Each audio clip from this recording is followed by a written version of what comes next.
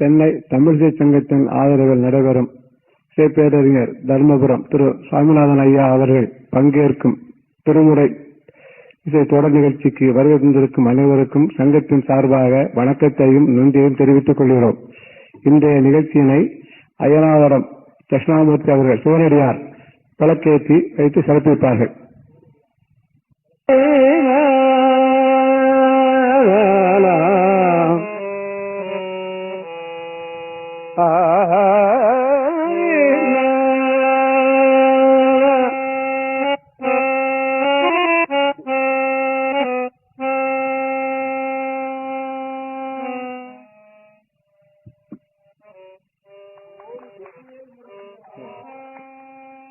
கதவின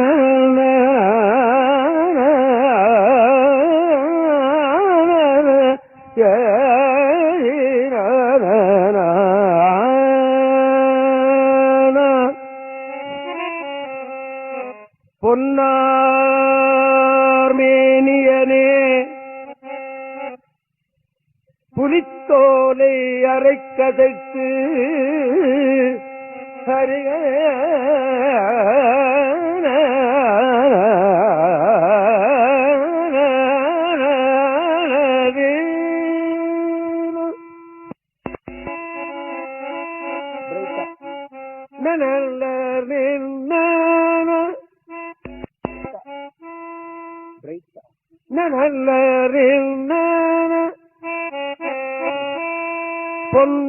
பொன்னார்மேனியனே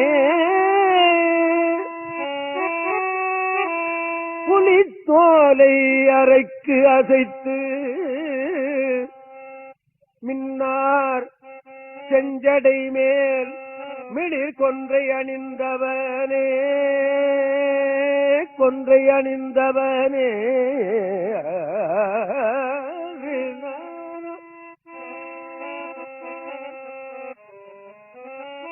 கொன்றை அணிந்தவனே கதர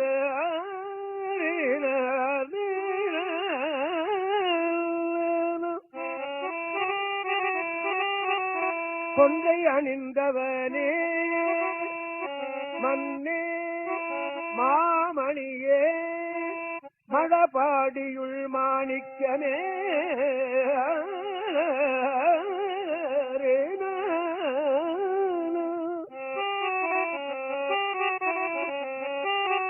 மழபாடியுள் மாணிக்கமே அன்னே உன்னையல்லால் இனி யாரை நினைக்கேனே யாரை நினைக்கேனே யாரை நினைக்கேனே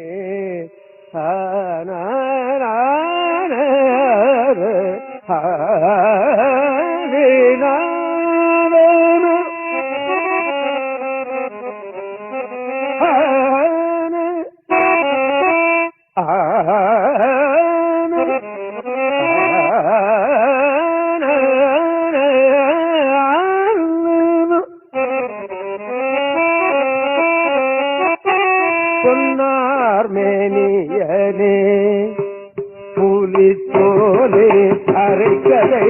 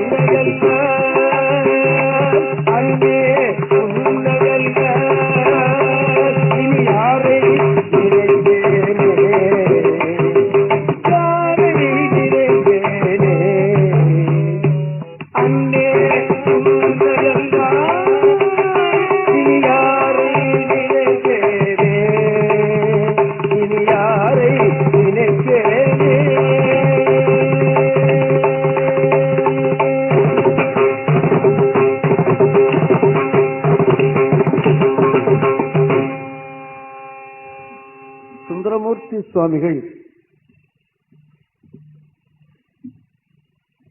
திருவையாறு தரிசனம் பண்ணிவிட்டு இரவு துயில் கொள்ளுகிறார் சுவாமி. திருமழபாடி இறைவன் அவர் கனவுல போய் மழபாடி வர மறந்தனையோ அப்படின்னு கேட்கிறார். நம்ம கனவுல எல்லாம் இறைவன் வருகிறானா?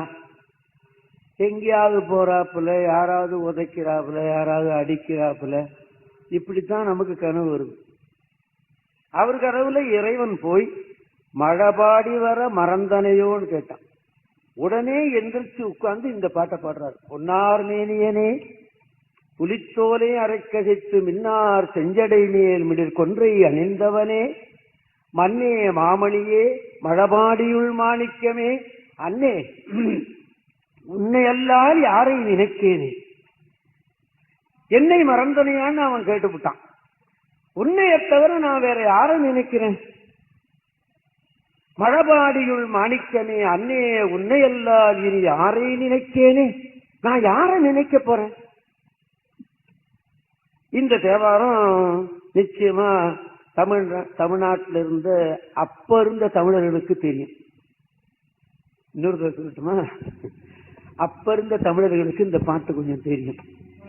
இப்ப இருக்கிற தமிழர்களுக்கு எந்த சினிமா பாட்டு தெரியும்னா அதுதான் தெரியும். இன்னைக்கு இருக்கிற நிலை அப்படி. சுந்தரமூர்த்தி சுவாமிகள்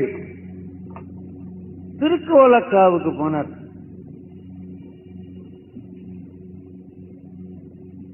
திருக்கோலக்காவில திருஞான சம்பந்தமூர்த்தி சுவாமிகளுக்கு பொற்றாளம் கொடுத்தான் சுவாமி. இந்த வரலாறை எண்ணி பார்க்கிறார் அவர். எப்பொழுதுமே நாம கூட நம்முடைய குடும்பத்தினுடைய வரலாறு நாம தெரிந்து கொள்றது நமக்கு நல்லது. நம்ம பாட்டனார் என்ன செய்தார், இந்த வீடு நமக்கு எப்படி வந்தது, இந்த வீட்டை கட்டியவர் யார், நாம கட்டலையே, நம்ம எந்த பாட்டனார் இதை கட்டினார், எப்பொழுது சிரமப்பட்டவர் கட்டியிருப்பார் அப்படிங்கிறது நாம தெரிஞ்சுக்கிறது நல்லது. சும்மா வீட்டுல உட்கார்ந்து நாம அனுபவிக்கிறது மாத்திரம் இருந்தால் அது போறாது அல்லவா? அப்பதான் அந்த அவருடைய அந்த வீட்டினுடைய வெயிட் நமக்கு தெரியும்.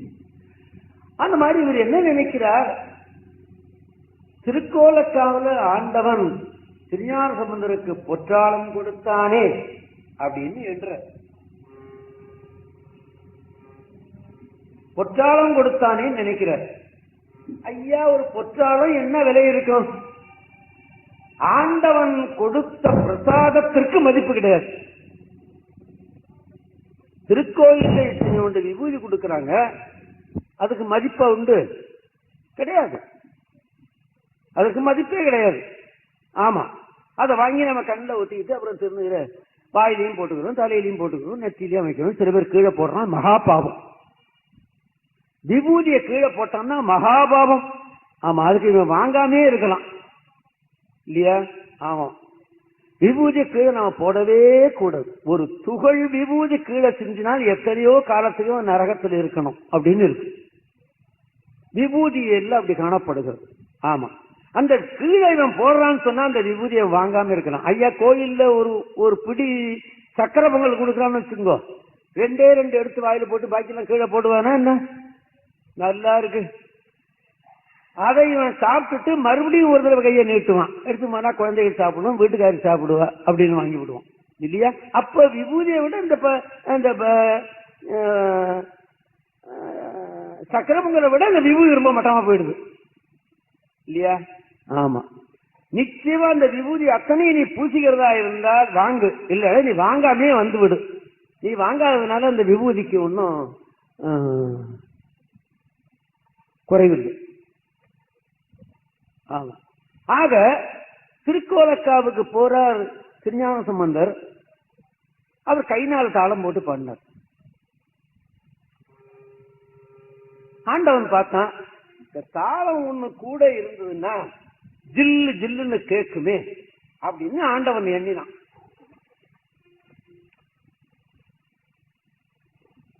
அதை தேடி எடுக்கணும் போல் இருக்கு. இங்கே கூட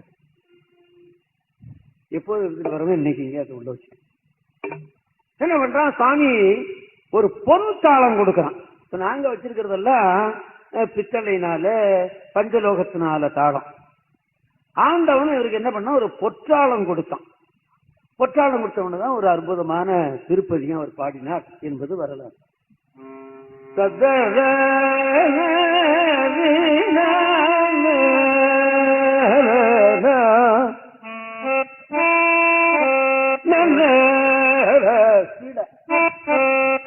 கதன கதன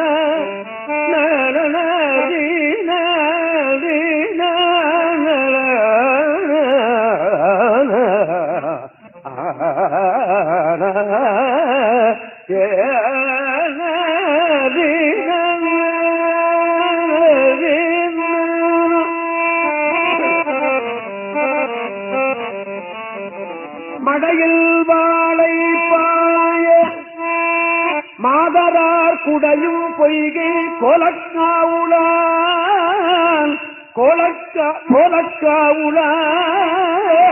கோலக்காவுளான் சடையும் பிறையும் சாம்பற் பூச்சும் கீழுடையும் கொண்ட உருவம் என்கொலோ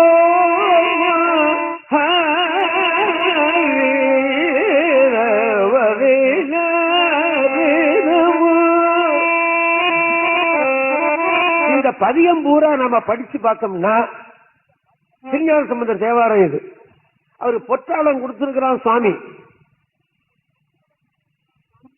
இந்த பதிகத்துல பொற்றாளம் எனக்கு கொடுத்தான்ங்கிற குறிப்பே இல்லை. ஆனா குறிப்பே இல்லைன்னு சொன்னா இறைவனிட்ட நம்பிக்கை இல்லை, அந்த நன்றி இல்லை அப்படின்னு நம்ம எண்ணிவிட முடியாது. திருஞான சம்பந்தர் தான் நமக்கு தலைவர். அவர் இல்லைன்னு சொன்னா 7வது நூற்றாண்டு இந்த சமுதாயம் அழிந்தே போயிருக்கும். ஆமா, திருஞான சம்பந்தர் தான் இந்த சமுதாயத்தை காப்பாற்றி விட்டவர். ஆனால் அவர் பேர்ல நம்ம தப்பு எண்ணவே முடியாது, எண்ணவும் கூடாது. ஆமா, இந்த குறிப்பு இல்லைங்கிறதுனால நம்ம சொல்லிவிட முடியாது. இந்த குறிப்பை சுந்தரர் சொல்றார். இந்த குறிப்பு தான் தெய்வ சேக்கிழார் பெருமானுக்கு அம்பிட்டது. தெய்வ சேக்கிழார் பெருமான் தேவாரத்தை எழுத்த எண்ணி படிச்சிருக்கிறார். கடவுளருடாலே பெரிய புராணம் பாடினார் என்பது ஒரு வரலாறு உண்டு. இந்த தேவாரத்தை அவர் படித்திருக்க கூடும் என்று பலரும் எண்ணுகிறார்கள்.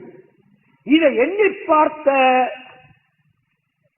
பார்த்துதான் தெய்வ சேக்கிழார் பெருமான் திருக்கோலக்காவிலே ஆண்டவனுக்கு தாளம் கொடுத்திருக்கிறார். இதை சுந்தரர் சொல்றார். அதுல ஒரு நயம் என்னன்னு கேட்டீங்கன்னா, தாளம் கிடைச்ச உடனே எந்த ராகத்துல திருஞான சம்பந்தர் பாடினாரோ அதே ராகத்திலேயே சுந்தரரும் பாடுறார். அது இந்த சின்ன பிள்ளைகள் ஒண்ணு சொல்லும் பாருங்க, யானை வந்தது புல்ல தின்னுது புலியும் வந்தது அந்த தொடர்ச்சி வருது பாருங்க. புலியும் வந்தது கூட ஆடும் வந்ததுன்னு ஒரு சின்ன பிள்ளைகள் சொல்லிட்டே போகும். யானை, புல்லு, ஆடு, கோழி அப்படின்னு போயிட்டே இருக்கும். அந்த மாதிரி இவர் என்ன பண்றார், அதே ராகத்திலேயே சொல்றாரு சுந்தரர்.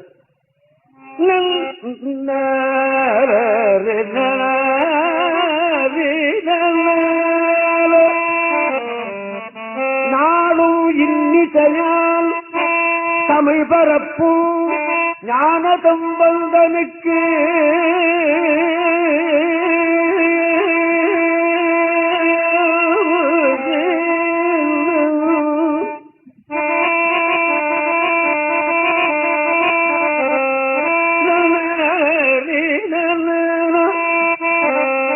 என்ன சொல்லிருக்கணும், நாளும் இன்னிசையால் கடவுள் நெறி பரப்பி அவருக்குன்னு சொல்லிருக்கணும் அல்லவா? ஆமா, சுந்தர தமிழ் பரப்பியவர்க்குன்னு சொல்லிட்டார். அப்ப என்ன அர்த்தம், தமிழும் கடவுளும் ஒண்ணு அப்படின்னு எண்ணி இருக்கார் அவர். ஆமா, நாளும் இன்னிசையா தமிழ் பரப்பும் ஞான சம்பந்தனுக்கு உலகவர் முன் தாளம் ஏந்தவன்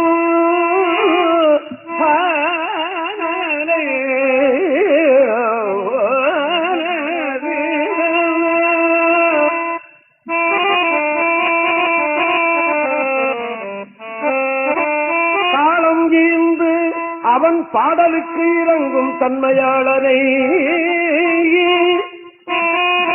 அவன் பாடலுக்கு இறங்கும் தன்மையாளனை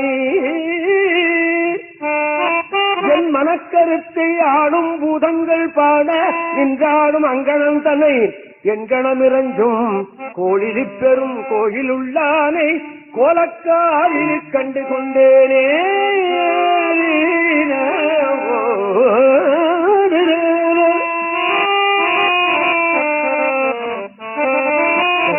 திருஞான சம்பந்தருக்கு தாளம் கொடுத்தது 7வது நூற்றாண்டு, அதாவது கிபி 7வது நூற்றாண்டு. சுந்தரர் அந்த கோயிலுக்கு போனது 9வது நூற்றாண்டு. ஆராய்ச்சிப்படி 200 ஆண்டுகளுக்கு அப்புறமா அந்த ஊருக்கு போன சுந்தரர் இந்த வரலாற்றை எண்ணி பார்க்கிறார். அதைத்தான் நான் முதல்ல சொன்னேன், நம்ம குடும்பத்தினுடைய வரலாறு நாம தெரிஞ்சு கொள்ள வேண்டியது மிக முக்கியம். அப்பத்தான் நம்ம முன்னோர்கள் எப்படி வாழ்ந்தார்கள் அப்படின்னு நமக்கு தெரியும் அல்லவா? ஆமா, அத தெரியாதுன்னு சொன்னா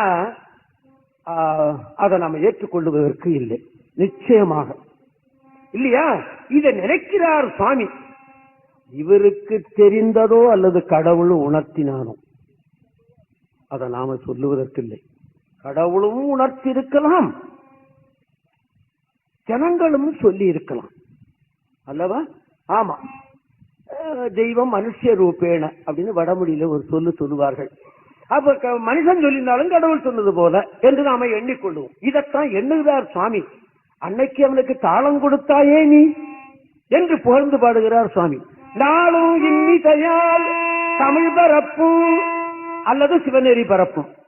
ஆமா, தமிழ் பரப்பும் ஞான சம்பந்தனுக்கு உலகவர்மும் தாளம் ஈந்தவன் பாடலுக்கு இறங்கும் தன்மையாளனை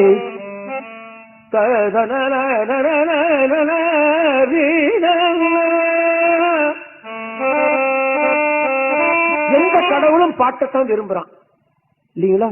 சர்ச்சுக்கு போங்க, எல்லாருமா சேர்ந்து பாடுறான், முஸ்லீம்களும் பாடுறான். நம்மளையும் அப்படித்தானே இருந்திருக்கணும். ஆனா இன்னைக்கு ஏதோ இந்த கோயில்ல ஓதுவார் மாத்திரம் ஏதோ சாமிக்கு 2 பாட்டு சொல்றான், பாக்கி பேர்லாம் வாயை மூடிக்கிட்டு தான் வர்றாங்க. இதுக்கு மாணிக்கவாசகர் மாணிக்கவாசகருடைய திருவாசகம் என்ன சொல்றது? இன்னிசை வீணையர் யாழினர் ஒருபால் இருக்கொடு தோத்திரம் எம்பினர் ஒருபால் அப்படிம்பார். கோயில்ல இதெல்லாம் நடந்திருக்கிறது. இன்னைக்கு நம்ம சமுதாயத்தில் மாத்திரம்தான் அது விடுபட்டு விட்டது என்று நான் எண்ணுகிறேன். கோயில்ல ஒரு 10 பக்தர்கள் சேர்ந்து ஒன்னா சேர்ந்து பாடினாங்கன்னு சொல்லுங்க பார்க்கலாம், எங்கேயாவது இருக்கா? ஏதோ 10 ஓதுவார்கள் சம்பளம் கொடுத்து வச்சா அவன் தான் பாடுவானே தவிர இவர்கள்லாம் சுத்தமா வாயை மூடிக்கிட்டே இருப்பாங்க. குடியஞ்சாதம் கொடுத்தா மாத்திரம் வாயை நல்லா திறந்துருவாங்க அல்லவா? ஆமா. ஆனா மாணிக்கவாசகர்களுடைய திருவாசகம் என்ன சொல்லுகிறது? இன்னிசை வீணையர் யாழினர் ஒருபால் இருக்கொடு தோத்திரம் எம்பினர் ஒருபால். ஆமா, இருக்கு வேதமும் வந்தது, அந்த தோத்திரமும் அங்க பாடி இருக்கிறார்கள் என்று நாம எண்ண இடம் இருக்கிறோம். ஆக நாம கோயிலுக்கு போனா நிச்சயமா ஒரு பாட்டு சொல்ல தெரிஞ்சுக்கணும். என்னுடைய 10வது வயசுல என்னுடைய தந்தையார் எனக்கு 2 தேவாரம் சொல்லி வச்சார். அது அந்த நாள்ல அப்படித்தான் இருந்தது. இந்த நாளைக்கு அப்பா சொன்னா கேட்கவும் மாட்டான், அதுல தேவாரம்னா நிச்சயமா கேட்க மாட்டான் இல்லையா? ஆமா, இன்னைக்கு சூழ்நிலை இப்படி. அதனால அத சொல்றார் சாமி, பாடலுக்கு இறங்கும் தன்மையாளனை. அப்பாட்டுன்னா பிரியமா கேட்பான் சுவாமி. இல்ல பாட்டு தெரியலையா? ஓம் நம சிவாய சிவாய நம ஓம், இது யார் சொல்லிவிடு. இது ஒன்னும் பாட்டு சிரமம் இல்லையே. ஓம் நம சிவாய ஓம் நம சிவாய எழுத்த நீட்டி இதையாவது சொல்லலாம் அல்லவா? சொல்ல மாட்டான். சொன்னா உனக்கு நன்மை, சொல்லாவிட்டா போ என்றுதான் நமக்கு சொல்ல தோணுகிறது இல்லையா? திருஞான சம்பந்தர் பாடினார், திருநாவுக்கரசர் பாடினார், சுந்தரர் பாடினார், மாணிக்கவாசகர் பாடினார், அருணகிரிநாதர் பாடினார், ராமலிங்கடிகளார் பாடினார். பாடாதவங்க நாம தான் இல்லையா? ஆமா. பாடலுக்கு இறங்கும் தன்மையாளனை என் மனக்கருத்தை ஆளும் பூதங்கள் பாட நின்றாடும் அங்கனம் தனை எங்களிடம் இறஞ்சும் கோடிரி பெருங்கோயில் உள்ளானே கோலக்காவினே கண்டு கொண்டேனே.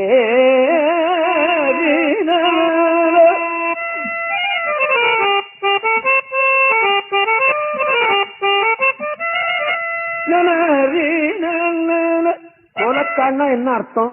கோலம் அழகு, கா சோலை, அழகிய சோலையை உடைய ஊர் என்று பேர். இது சீர்காழிக்கு அருகாமையில இருக்கு. திருஞான சம்பந்தருக்கு தாளம் கொடுத்ததுனால அந்த ஊருக்கு இப்போ இந்த படிக்காத மக்கள் எல்லாம் சொல்றது திருக்கோலக்கான்னு சொல்லாது. என்ன சொல்லும்?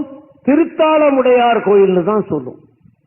படித்தவன் கோலக்கான்னு சொல்லுவான், திருத்தாளமுடையார் கோயில்னு சொல்லுவான். படிக்காதவன் திருத்தாளமுடையார் கோயில் மாத்திரம்தான் சொல்லுவோம் இல்லையா?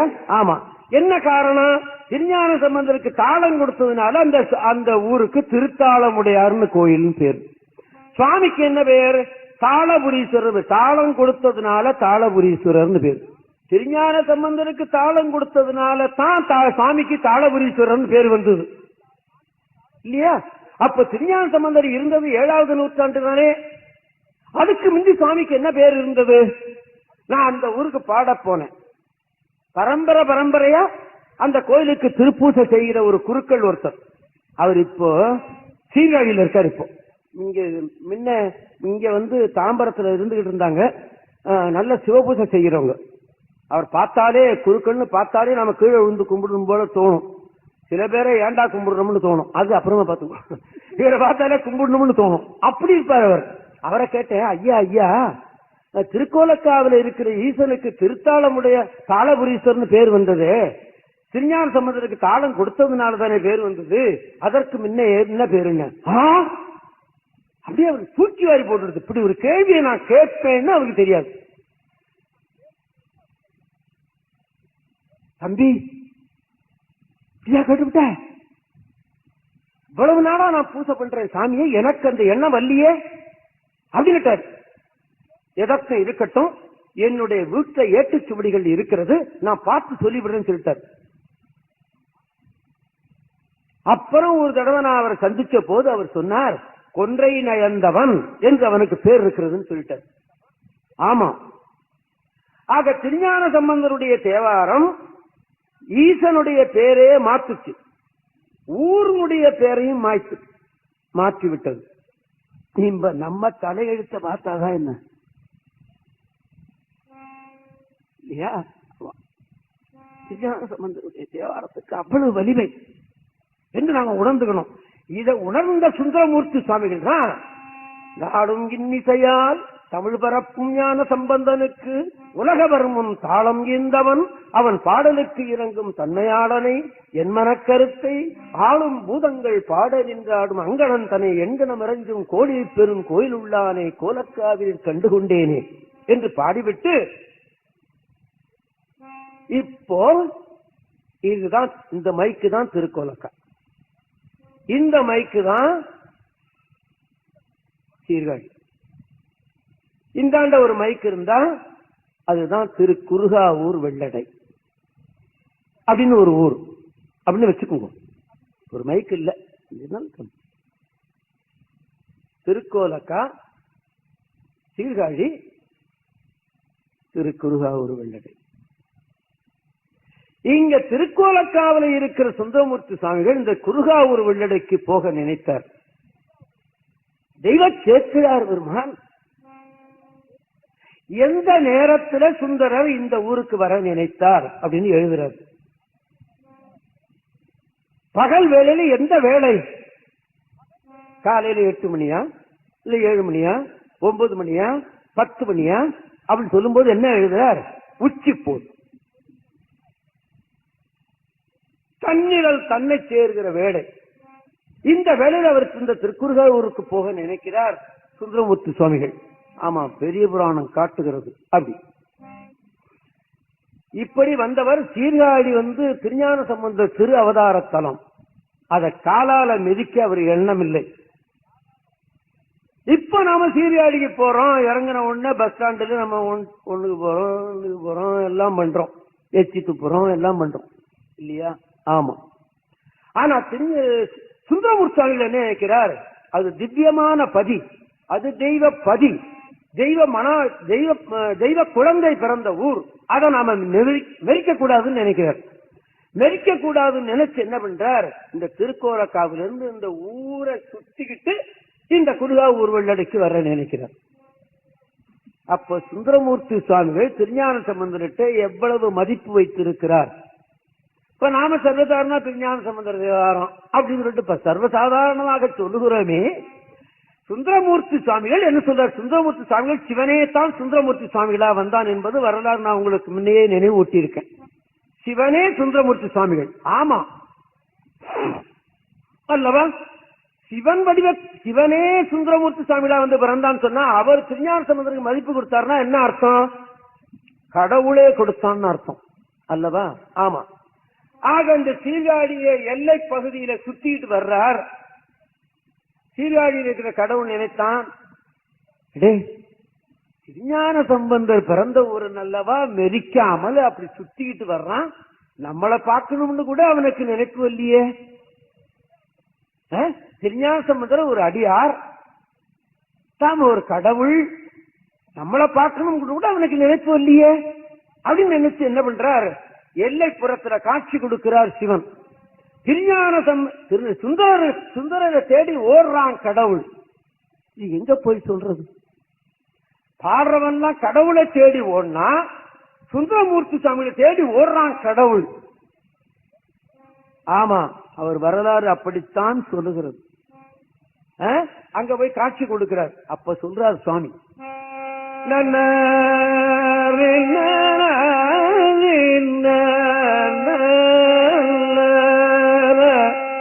மற்றொரு துணை இனி மறுமைக்கும் காணேன், மற்றொரு துணை இனி மறுமைக்கும் காணேன், வருந்தலுற்றேன் மறவா மனம் பெற்றேன், மறவா மனம் பெற்றேன், மறவா மனம் பெற்றேன், சுற்றிய சுற்றமும் துணை என்று கருதேன். சுற்றிய சுற்றமும், இதுல சுற்றத்தையும் நாம துணையாக கருதி விடுவோம், கடவுளை துணையாக நாம நினைக்கிறது இல்லை. இங்க தலகீழ் பாடம், துணை நாம சொந்தக்காரெல்லாம் பெருசா நினைப்போம், கடவுளை விட்டு எறிஞ்சிருவோம். நாம செய்யற வேலை இது. சுந்தரர் என்ன செய்தார், துணையெல்லாம் தூக்கி போட்டாரு, கடவுளைத்தான் பெருசா நினைச்சார். சுற்றிய சுற்றமும் துணை என்று கருதேன், துணை என்று நான் தொழப்பட்ட ஒன் சுடரை, புத்தியும் ஞானமும் வானவர் அறியான் பல நெறிகளும் பல பல காட்டி, பல பல நெறிகளும் காட்டி, கற்பனை கற்பித்த கடவுளை அடியேன் கழுமலவள நகர் கண்டு கொண்டேனே, கழுமலவள நகர் கண்டு கொண்டேனே.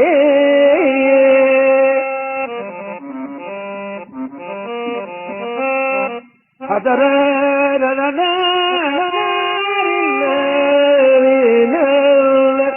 ஆக கடவுள் திரு கழுமலத்தில் இருக்கிற கழுமலம்னா சீர்காழி. சீர்காழிக்கு 12 பேர் உண்டு, அதுல கழுமலமும் ஒண்ணு. கடவுள் அங்கே வந்து காட்சி கொடுத்து விட்டான். கும்பிட்டுட்டு இந்த பதியத்தை பாடிவிட்டு இந்த அங்க பார்த்த போது ஒரு பதியம் பாடி வைக்கிறார். கோயில்ல மாத்திரம் இல்ல, எங்கேயோ வயல்கரையில காட்சி கொடுத்தான், அங்கேயும் ஒரு பதியம் பாடி வச்சிருக்கிறார். அதெல்லாம் இப்ப இருக்கு இருக்கு, நாமும் இருக்கோம், பதிகமும் இருக்கு, ஆனா திறந்து பார்க்கறது இல்லை. ஞாயிற்றுக்கிழமை ஆனா அவர் புத்தகத்தை தூக்கிட்டு போறான் பாத்தீங்களா, போறான்ல, நாம தூக்கிட்டு போறோமா, இருந்தால தூக்கிட்டு போறதுக்கு. இவன் வீட்டுல தேவாரம் இருக்காது இல்லையா, கிறிஸ்டியன் வீட்டுல பைபிள் இருக்கும், முஸ்லீம் வீட்டுல கிறிஸ்டியன் வீட்டுல குரான் பைபிள் இருக்கும், முஸ்லீம் வீட்டுல குரான் இருக்கும், வைணவன் வீட்டுல பிரபந்தம் இருக்கும், சைவன் வீட்டுல தேவாரம் இருக்காது. ஆமா, யாரோ ஒருத்த வீட்டுல இருக்கும், 2 வீட்டுல இருக்கும், ஐயா என் வீட்டுல இருக்குன்னு சொல்லக்கூடாது. காவரேஜ் கணக்கு போட்டு பார்த்தாக்கா 100க்கு 2 பேர் வீட்டுல இருக்குமோ என்னமோ சந்தேகம் தான் இல்லையா. ஆமா, அதெல்லாம் நாம வாங்கி வைக்கணும், படிக்கணும்.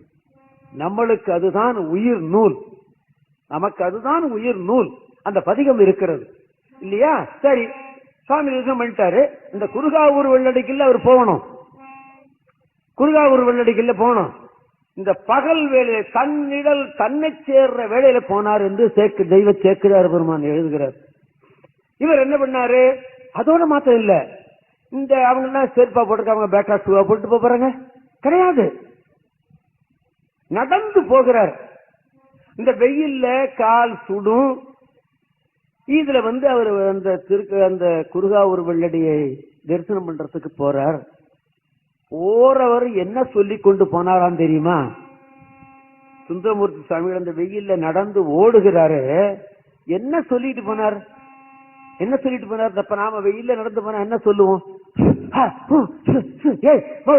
மரங்கடம் ஒன்னே இல்லடா படி போமே தவிர வேற என்ன சொல்லுவோம்?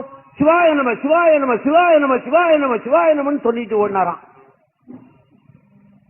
யார் சொல்றது? இந்த வரலாறு எழுதி வைத்த தெய்வ சேக்கிழார் பெருமான் எழுதுகிறார் இல்லையா? ஆமா. இவர் வருகிறாரேன்னு நினைத்தார் திரு குருகாவூர் வெள்ளடியில் இருக்கிற சிவன். ஐயோ, இந்த வெயில் வேள உடையாராண்டா, கால் வேற சுடுது, தலையில வேற சுடுது, சிவாய நம சிவாய நமன்னு சொல்லிட்டு வர்றான்டா, அவனை சும்மா விடக்கூடாதுடா. 12 மணி வேலையிலே பின்னாடி அங்க பாடிவிட்டு இங்கேயும் பாடிவிட்டு உடையாடுறான், அவனுக்கு பசிக்குமே அப்படின்னு நினைச்சான் திரு குருகாவூர்ல இருக்கிற சிவன். ஆமா, என்ன பண்ணினா? அவன் நினைத்த எதையும் உண்டு வைப்பான், எதையும் செய்து வைப்பான். முத்துத்தாண்டவர் உருப்படியில ஒண்ணு உண்டு பண்ணி வைக்கின்றான். அவர் இருக்க சண்முகசுந்தரம் இருக்காரா? இது மாடி போயிட்டார். முத்துத்தாண்டவர் உருப்படியில ஒண்ணு உண்டு பண்ணி வைக்கின்றான், கொண்டு கொண்டு போகின்றான். அவன் தான் உண்டு பண்ணி வைக்கிறான், அதைத்தான் அவன் கொண்டு போகிறான் அப்படின்னார். அந்த மாதிரி அவன் நினைத்தான்னா உலகத்து ஜீவனை எல்லாம் படைத்த கடவுள் அவனுக்கா முடியாது? படார்னு என்ன பண்ண, ஒரு அந்த ரோடுல ஒரு கொட்டகை, ஒரு பானை நிறைய ஜில்லுன்னு தண்ணி, கொஞ்சம் ஒரு கட்டுச்சோறு, அது புளியஞ்சோரா அல்லது தயிர்ஞ்சோரா அல்லது சக்கரை பொங்கலோ ஏதோ ஒண்ணு, இத மூட்டை வச்சுக்கிட்டு அங்க ஒரு கிழவன் நின்னவன் தான் கடவுள். சுந்தரர் உடியாரார், உடியா உடியா உடியா உடியா உடியா உடியா சீக்கிரமா சீக்கிரமா சாப்பிடுறியா அப்படின்னு கேட்டார். கேட்டவன் பரமசிவன் இல்லையா? சாப்பிடியான்னு கேட்டா யார்? 12 மணிக்கு பசியா 2 ஊர்ல பாடி விட்டு வர்றான்னா யாருதான் மாட்டேம்மா, யாருதான் மாட்டேன்னு சொல்லுவோம். நிச்சயமா ஒரு கூட நிறைய சுண்டலை கொண்டு வந்து கொடுங்க வாண்டான்னு சொல்றவங்கள யாராவது உண்டா?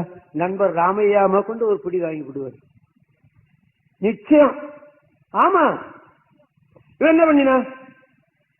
சாப்பிடுறியா அப்படின்னு கேட்ட. சரிட்டார். சரின்னு உட்கார்ந்து ஒரு குருகாவூர் வெள்ளடிக்கு போகணும் சாமி தரிசனத்துக்கு. இங்க என்ன பண்ணிட்டாரு? நடுமத்தில ஒரு சாப்பாடு போட்டது உட்கார்ந்து சாப்பிட்டார். இவர் சாப்பிடுறதுல கூட வந்த பரிசனங்களும் சாப்பிட்டது.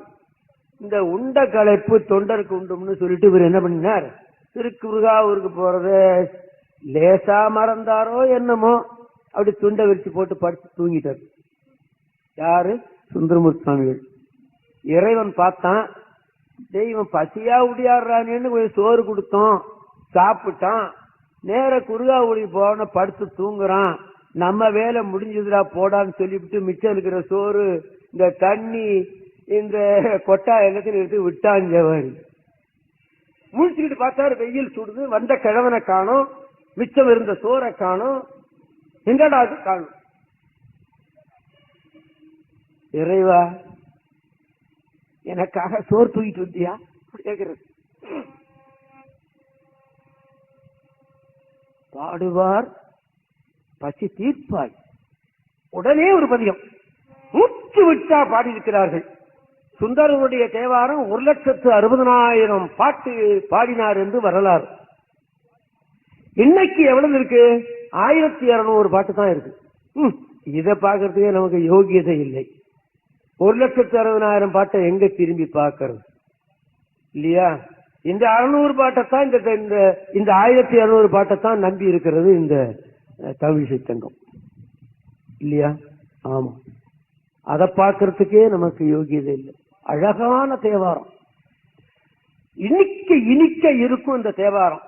சொல்றார், பாடுவார் பசி தீர்ப்பாய், பரவுவார் பிணிகளைவாய், ஓடுநன் கலனாக உண்பலிக்கு உழல்வானே, காடு நல் இடமாக கடியிருள் நடமாடும் வேடனே, குறுகாவூர் வெள்ளடை நீ என்றே.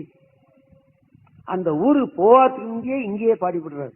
இத்தனையாமாற்றை அறிந்திலேன் எம்பெருமான், இப்படி நீ செய்வேன்னு எனக்கு தெரியாதே. நான் போற இடத்துக்கு சோத்த தூக்கிட்டு உடையாருவியா நீ? திருமாலும் பிரமனும் தேடி காண முடியாத கடவுள் அல்லவா நீ? நீயா சோர் தூக்கிட்டு உடையாந்த கேவலம் ஒரு அடியானுக்காக வேண்டி அப்படின்னு நினைக்கிறார். இத்தனையாமாற்றி அறிந்திலேன் எம்பெருமான், பித்தரே என்று உம்மை பேசுவார் பிறரெல்லாம், முத்தினை மனிதன்னை மாணிக்கத்தை குறுகா ஒரு வெள்ளடனி என்று ஒரு திருப்பதியும் பாடுறார். ஆக சுந்தரமூர்த்தி சுவாமிகளை தேடி ஓடுகிறான் சுவாமி, பாடுவானா அப்படின்னு. இப்ப சுந்தரருடைய சரித்திரத்துல நாம எங்கே இருக்கிறோம் அப்படின்னு கேட்டா, சுந்தரர் ஒரு சின்ன சபதம் செய்து விட்டார். அதற்காக அவருடைய 2 கண்ணையும் எடுத்து விட்டான் கடவுள். ஒரு சின்ன சின்ன சபதத்துக்காக வேண்டி இப்படி ஒரு தவறு நடந்து போச்சுங்கிறதுக்காக கண்ணை எடுத்து விட்டான். நாம எத்தனை பொய் சொல்றோம், எத்தனை சொல் மாறுறோம். இன்னைக்கு சொல்லிவிட்டு நமக்கு சொல்லலைங்கிறோம். நம்ம கண்ணு போகுதா? போகாது. எத்தனை பொய் வேணாலும் சொல்லிக்கலாம், அடிச்சு நிமித்தலாம், நம்ம கண்ணு போகாது. காரணம் என்ன? சுந்தரமூர்த்தி சுவாமிகள் தூய மனிதர், அதுல ஒரு தவறும் வர வேண்டாம் அப்படின்னு நினைச்சான் கடவுள். அதனால அவர் கண்ணை போக வச்சான், திரும்பி கொடுத்துட்டான் கண்ணை. அதுதான் ஆச்சரியம். நாம கடவுள் நம்பிக்கை நமக்கு கிடையாது. நாம எத்தனை பொய் வேணும்னு சொல்லிட்டு இருக்கலாம். ஐயா கண்ணு போச்சு, திரும்பி வந்து சேராது. அவ்வளவுதான், போட்ட போனா போனதுதான். அப்புறம் நேத்திராலயாவுக்கு போனாலும் சரி, அமெரிக்காவுக்கு போனாலும் வந்து சேராது இல்லவா? அப்ப சுந்தரமூர்த்தி சுவாமிகள் என்ன பண்ணார்? அப்படி ஒவ்வொரு சேத்தமா பண்ணிட்டு காஞ்சிபுரம் போனார். கண் தெரிந்தது என்று வரையும் நான் சொல்லி இருக்கிறேன். கண் தெரிந்தது என்று அவர் பாடி இருக்கிறார். அந்த திருப்பதியை இப்ப பாடிட்டார். நல்ல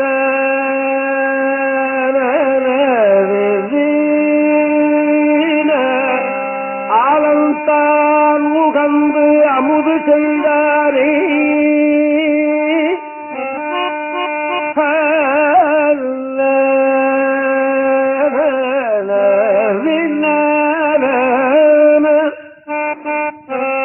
ஆதியை அமரர் தொழுது ஏற்றும் சீலந்தான் பெரிதும் உடையானை, சிந்திப்பார் அவர் சிந்தையுள்ளானை, ஏலவார் குடலால் உமை நங்கை என்றும் ஏற்றி வழிபட பெற்ற காலகாலனை, கம்பன் எம்மானை காண கண்ணடியேன் பெற்றவாரே. கண்ணனை கிடைத்து விட்டது, கட்சி ஏழம்பரை பார்ப்பதற்குத்தான் எனக்கு கண் கிடைத்து விட்டது என்று சொல்கிறார். இந்த திருப்பதிகத்தில் ஒரு முக்கியமான விசேஷம் என்னன்னு கேட்டா, ஆலந்தான் உகந்து அமுது செய்தானை என்ற சொல்ல நாம சிந்தித்து பார்த்தோமே. ஆனால் அன்னைக்கு ஆலகால விஷத்தை சிவன் சாப்பிடாவிட்டால் இந்த உலகமே அழிந்து போயிருக்கும் என்பது திருவாசகம் சொல்லுகிறது இல்லையா? அன்னைக்கு அந்த ஆலகால விஷத்தை சாப்பிட்டு இந்த உயிர்களை அனைத்தையும் காப்பாற்றினான். இது முதல் வரியில. அடுத்த கடைசி வரியில பாத்தீங்கன்னா, காலகாலனை கம்பன் எம்மானை என்று வருவதை நாம சிந்தித்து பார்த்தோமே. ஆனால் பக்தர்கள சிறந்தவனாக எண்ணப்படுகிற மார்க்கண்டேய முனிவரை காப்பாற்றினான் என்பதும் பொருள். ஆக உயிர்களையும் காப்பாற்றினான், மார்க்கண்டேய முனிவரையும் காப்பாற்றினான், என்னையும் கண் கொடுத்து காப்பாற்றினான் என்று அந்த பாடல் நமக்கு துணிக்கிறது என்று நாம் எண்ணிக்கொள்ளுவோம். ஆக சுந்தரமூர்த்தி சுவாமியுடைய நோக்கம் என்ன? திருவொற்றியூர்ல இருந்து அவர் ஏன் புறப்பட்டார்? திருவாரூருக்கு போவேன், அவ்வளவுதான். திருவாரூரில் பங்குனி உற்சவம் நடக்க இருக்கிறது, நான் அது தரிசனத்துக்கு போயே தீருவேன், எந்த சத்தியமும் என்னை ஒன்றும் பண்ணிவிடாது, தூக்கி எஞ்சிட்டு போயிட்டார். அந்த குறிக்கோள் திருவாரூருக்கு போவேன்னா போவேன் தான். இப்ப நாம என்ன பண்றோம்? வீட்டை விடுத்து போறோம்னாக்க வாசப்படி இடிச்சுன்னா திரும்பி வந்துருவோம். வாசப்படி இடிச்சு விட்டுது, வாசப்படியா இடிச்சது? இந்த பைத்தியக்காரன் போய் இடிச்சுக்கினானா வாசப்படி வந்து இடிச்சுதா? இல்லையா? ஆமா. ஆக இவர் போனார், கண் போயிடுத்து. திரும்பி வந்தாரா அவர்? கிடையாது. திருவாரூருக்கு போவேன்னா போவேன் தான், எந்த இடர்பாடு வந்தாலும் கிடையாது. ஆக என்ன செய்கிறார், இந்த ஆலந்தான் உட்கார்ந்து பாடிவிடுறார். சரி, பாடிவிட்டு மறுபடியும் அவருடைய யாத்திரை தொடங்குறது. போயிட்டே இருக்கிறார். கொஞ்ச தூரம் போனார், திருவாரூர் நினைப்பு வருகிறது இவருக்கு. அந்த ஊரை விட்டு 2 அடி போனாரு, திருவாரூர் நினைப்பு வந்துருக்கு. அப்ப சொல்றார்,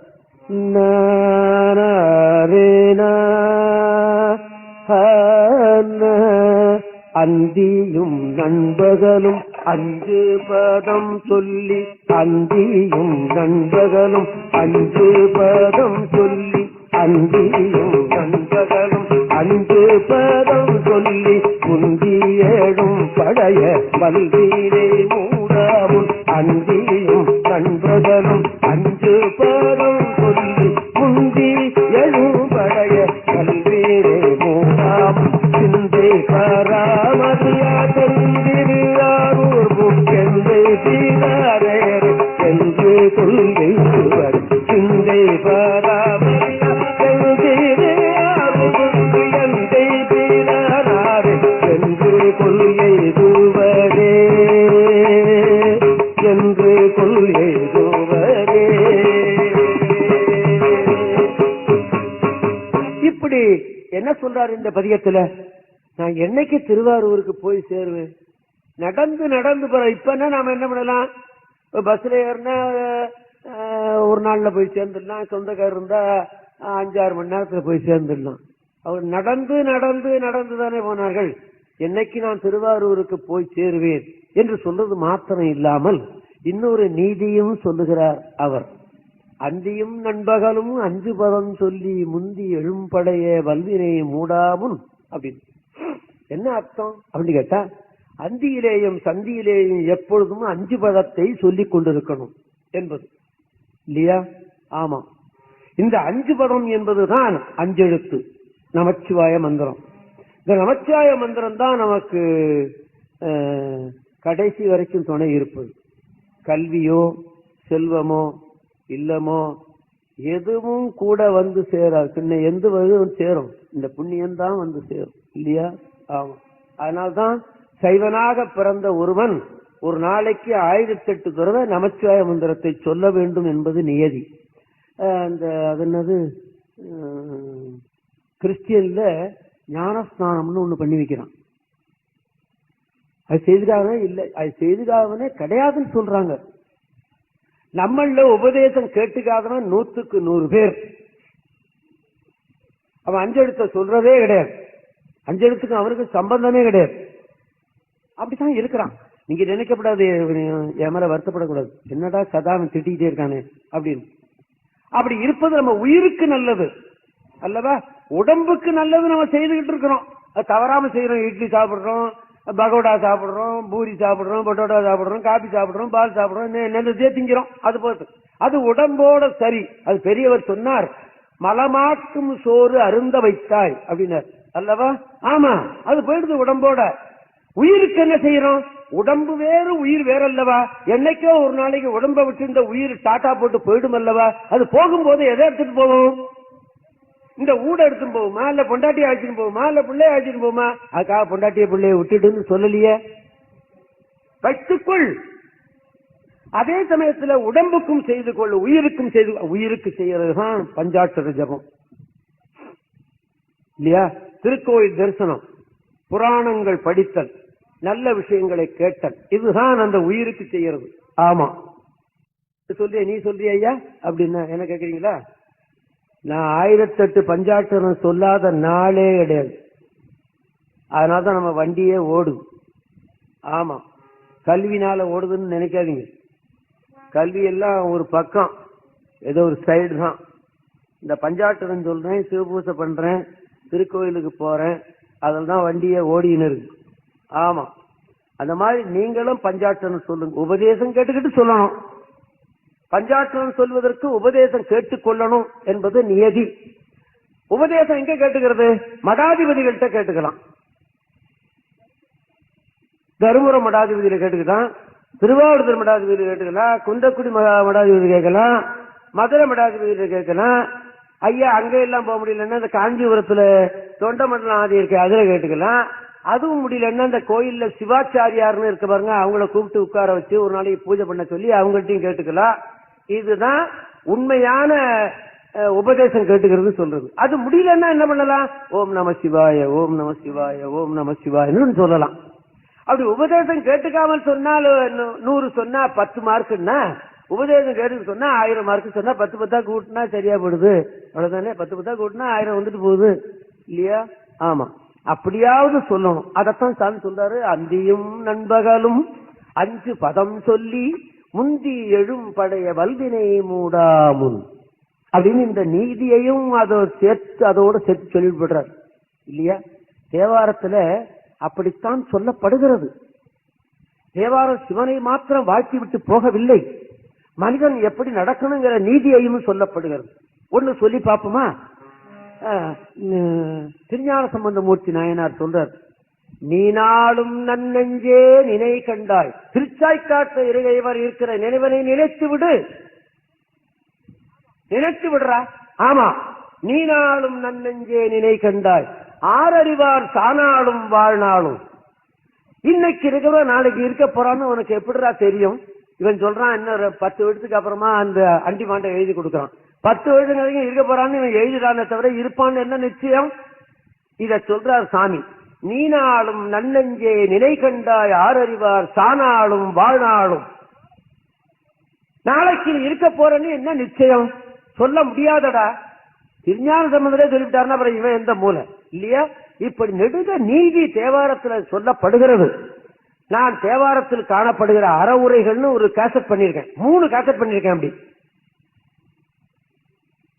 ஆமா, 3 கேசட் பண்ணிருக்கேன். அதுல திருஞான சம்பந்தர் சொன்னது இது. சானாலும் வாழ்நாளும் யார் அறிவார்? பின்ன எது நிச்சயம்? பூனாலும் தலை சிவப்பு. திருச்சாய்க்காட்டு எம்பெருமான் திருச்சாய்க்காட்டு போனது இல்லை. இந்த கந்த கோயில் கந்த கோடத்துக்கும் போகலாம், இந்த பக்கத்தில் இருக்கிற மல்லி திருவிழு போகலாம், திருவொற்றியூர் போகலாம், திருவான்மையூருக்கு போகலாம், எங்கேயோ ஒரு சிவன் கோயிலுக்கு போகலாம். பூனாலும் தலை சிவப்புன்னா தலையில சுமக்கிறதுன்னு அர்த்தம் இல்லை, கையில வாங்கி கொண்டு தலையாய சுமையாக எடுத்துக்கிட்டு போறதுன்னு அர்த்தம். அவ்வளவுதான், கருணம் இல்லை. இல்ல அது முடியலையா? அவனுடைய புகழை பாடினானா, தேவாரம் பாடினானா கேட்டு விடு. பூனாலும் தலை சுமப்ப புகழ்நாமும் செவி கேட்ப நானாலும் நவின்றி ஏற்ற பெறலாமே நல்வினையே. நாக்குனால சொல்லிவிடு, அவன் நாமாவை சொல்லிவிடு. அதே நாக்குனால அல்வாவையும் சாப்பிட்டுக்கையா, உன்னை வேண்டான்னு சொல்லல. அல்வாவா சாப்பிட்டுக்க, மைசூர் பாக்கா சாப்பிட்டுக்க, வேண்டான்னு சொல்ல. அதே சமயத்தில் நமச்சிவாயா நமச்சிவாயா சொல்லிவிடு. நாக்கு உனக்கு சாப்பிடுறதுக்கு மாத்திரம் கொடுக்கல, அவனை வாழ்த்துறதுக்கு தான் கொடுத்தான். அதனால்தான் வாழ்த்த வாயும் நினைக்க மடநெஞ்சும் தாழ்த்த சென்னியும் தந்த தலைவனை சூத்த மாமலர் தூவி துதியாதே வீழ்த்தவா வினையை நெடுங்காலமே எழுதி வைத்தார் சுவாமி, அப்பர் சுவாமி இல்லவா?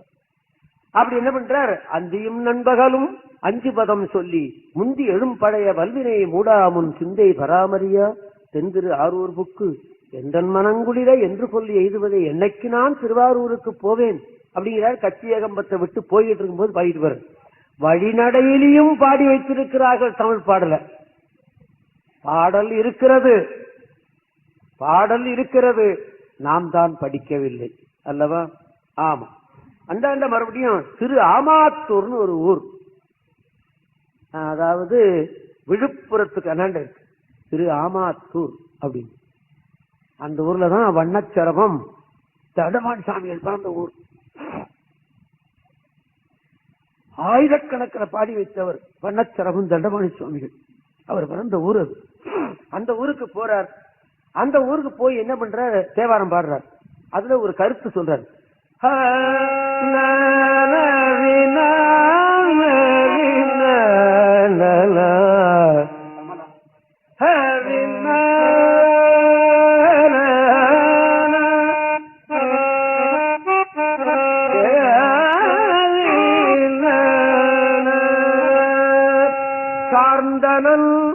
சார்ந்தனன் சங்கிலி மெல் தோள் தடமுலை ஆர்ந்தனன் ஆர்ந்தனன் ஆமாத்தூர் ஐயனார் அருளதே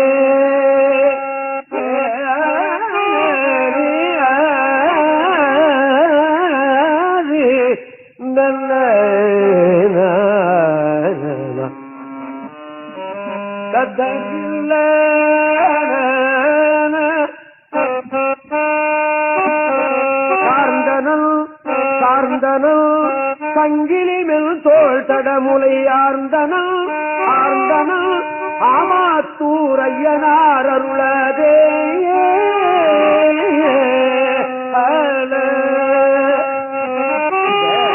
சங்கிலி நாச்சியாரை சொல்லும் போது தெய்வ சேக்கிழார் பெருமான் என்ன சொன்னார்? சாரும் தவத்து சங்கிலி கேள் அப்படின்னார். சங்கிலி நாச்சியாரை சொல்லும் போது நீ அழகான புடவை உடுத்திக் கொண்டிருக்கிறாய், அழகான நகையை போட்டுக் கொண்டிருக்கிறாய், அழகான முகத்தோடு இருக்கிறாய் என்று சொல்லாமல் தவம் உன்னை வந்து சார்ந்திருக்கிறதம்மா. சங்கிலி நாச்சியார் தவத்தை போய் சாரல, தவம் இவரை வந்து சேர்ந்திருக்கிறது அப்படின்னு சொல்றாரு. சங்கிலி நாச்சியாரை உங்களுக்கு தெரியும், சுந்தரமூர்த்தி சுவாமியுடைய இரண்டாவது மனைவி அல்லவா? ஆக என்ன அர்த்தம்? தவத்தினுடைய வடிவமே சங்கிலி நாச்சியார் என்பது பொருள். அதைத்தான் இங்கே சுந்தரமூர்த்தி சுவாமிகள் என்ன சொல்றார்? சங்கிலி நாச்சியாருடைய மார்பகத்திலேயும் தோல்லையும் இறைவனுடைய அருள் இருக்கிறது அப்படின்னு எழுதி வச்சுட்டார். கடவுளே கடவுளே, இறைவனுடைய அருள் எங்க இருக்கிறதுன்னு சொன்னா சங்கிலி நாச்சியாருடைய உடல்ல இருக்கிறதுன்னு எழுதி வச்சுட்டார் சுந்தரமூர்த்தி சுவாமிகளே. இந்த அற்புதமான திருப்பதிகம் அந்த ஊர்ல பாடிவிட்டு மறுபடியும் திருநெல்வாயில் அறத்துறை அப்படின்னு ஒரு ஊருக்கு போறார், ஒரு திருப்பதிக்கு போறார். இதுல நாம எண்ண வேண்டிய ஒன்று என்ன அப்படின்னு கேட்டா, இரண்டு கண்ணும் தெரியாத நிலையிலே சில திருப்பதிகளுக்கு போனார், ஒரு கண்ணு தெரிந்த நிலையிலேயும் அப்படி போய்கிட்டே இருக்கிறார். திருநெல்வாயில் அறத்துறை என்பது உங்களுக்கு தெரியும். திருஞான சம்பந்தமூர்த்தி நாயனுக்கு நல்ல அற்புதமான அருள் கிடைத்த இடம் அது. திருஞான சம்பந்தமூர்த்தி நாயனார் நடந்து, வயசு என்ன, 3 வயசுல ஆண்டவனுடைய அருளை பெற்றவர் திருஞான சம்பந்தமூர்த்தி நாயனார் அல்லவா? ஆமா. அவர் நடந்து நடந்து போயிட்டே இருந்தார் கோயிலுக்கு. 3 வயசு குழந்தை நடந்ததுன்னா அந்த கால் எப்படி இருக்கும்? சிவந்து போயிடும் இல்லவா? திருநெல்வாயில் அறத்துறையில் இருக்கிற இறைவன் பார்த்தான், ஐயோ 3 வயசு குழந்தை, இப்ப நம்ம பேரப்பிள்ளை, சரி குழந்தையோ அந்த பேரப்பிள்ளையோ 3 வயசு பையன் அப்படி இப்படி ஒன்னா, டே ராஜா ராஜா ஓடாதடா, ராஜா ஓடாதடா, கால் வலிக்கும்டா அப்படின்னு போய் தூக்கிடுமா இல்லையா? தெரியுதா? ராஜா ராஜா ராஜான்னு நம்ம கூப்பிட்டதுன்னா அப்புறம் கொஞ்சம் வயசாயிட்டுனா போடா போடாங்குவது நம்மள இல்லையா? ஆமா, ராஜா ராஜான்னு கூப்பிட்டதுலாம் பின்னாடி போடா போடான்னு இல்லையா? அப்ப நம்ம சொல்றோமா இல்லையா? அதே மாதிரி இந்த குழந்தை நடந்து நடந்து போறதை பார்த்தார் அந்த திருநெல்வாயில் அறத்துறை சிவன். ஐயோ பாவம், நடந்து நடந்து வருகிறதே அப்படின்னு ஒரு முத்து பல்லக்கு கொடுத்தான். மரத்தினால் ஆகிய பல்லக்கு இல்ல, வெள்ளியினால் ஆகிய பல்லக்கு இல்ல, தங்கத்தினால் ஆகிய பல்லக்கு இல்ல, முத்துனால் ஆகிய பல்லக்கு கொடுத்தான் சிவன். ஆமா, அந்த பல்லக்கு கிடைச்ச உடனே திருஞான சம்பந்தர் ஹாய் ரைட்டு நான் உட்காந்து எல்லாரும் தூக்குடா அப்படின்னு சொல்லல. இப்பவும் பாத்தீங்கன்னா சில பேர் கார் வாங்கினான்னா என்ன பண்ணுவான், தன்னுடைய குலதெய்வத்துக்கிட்ட கொண்டு போய் நிறுத்தி அல்லது எங்கேயாவது ஒரு கோயில்ல நிறுத்தி அந்த சாமிக்கு ஒரு அர்ச்சனை பண்ணி அந்த பிரசாதத்தை கொண்டு வந்து கார்ல வச்சு அதுக்கு ஒரு தீபம் போட்டு அப்புறம் நான் ஓட்டிட்டு போவோம் இல்லையா? ஆமா, திருஞான சம்பந்தர் அதே மாதிரி என்ன செய்கிறார், இந்த பல்லக்கு கிடைத்தவன அந்த பல்லக்க வச்சு அந்த பல்லக்க 3 சுத்து சுத்தி வர்றார். விழுந்து கீழே கும்பிட்டு, இது சிவன் அருள், சிவன் கையில கிடைச்சது இல்லை. இப்ப பெரியவர்கள் ஒண்ணு கொடுத்தால், பெரியவர்கள் கொஞ்சம் விபூதி கொடுத்தால் அதை கையில வாங்கி நம்ம கண்ணில் ஒத்திக்கிறோம் இல்லையா? ஆமா, கோயில்ல ஒரு வாழைப்பழம் கொடுத்தான்னு வச்சுங்க, அது பிரசாதம் இல்லையா? அதை வாங்கி நம்ம கண்ணுல ஒத்திக்கிறோம் அல்லவா? சாதாரணமா வீட்டுல இருக்கிற வாழைப்பழத்தை கண்ணில ஒத்திக்கிறோம் இல்ல, வீட்டுல இருக்கிற பூ எடுத்து கண்ணில் ஒத்திக்கிறோமா இல்ல, கோயில்ல எத்தனை பூ கொடுத்தோம் அதை கண்ணில் ஒத்திக்கிறோம். அதே மாதிரி இந்த பல்லக்க என்ன பண்றாரு, சுத்தி வருகிறார். சுத்தி வரும்போது ஒரு திருப்பதியும் சொல்றார்,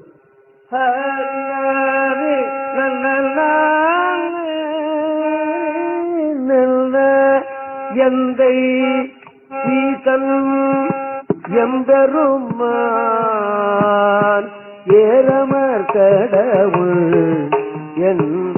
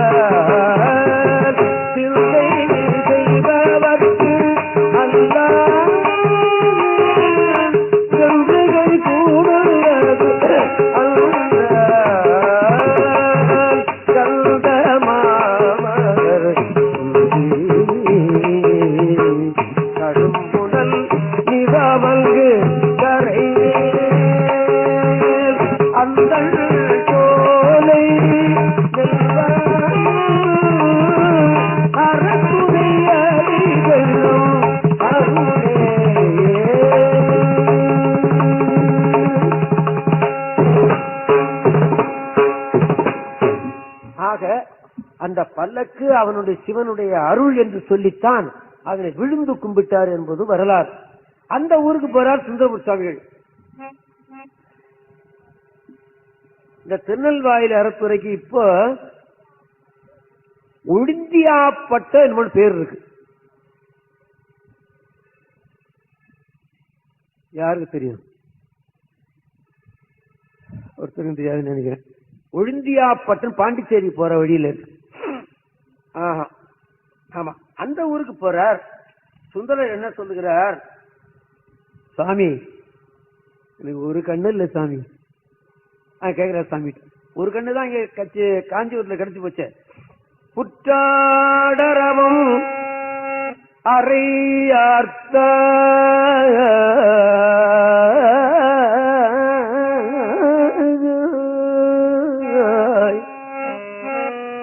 புற்றாடரவும் அறையார்த்தாய் புனிதா பொறுவள் விடை ஊர்தினாய் எச்சே ஒரு கண்ணிலம். அந்த பாட்டுல அப்படியே வருது பாருங்க.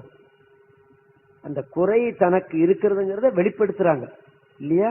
ஆமா, தவறாம வருது அது.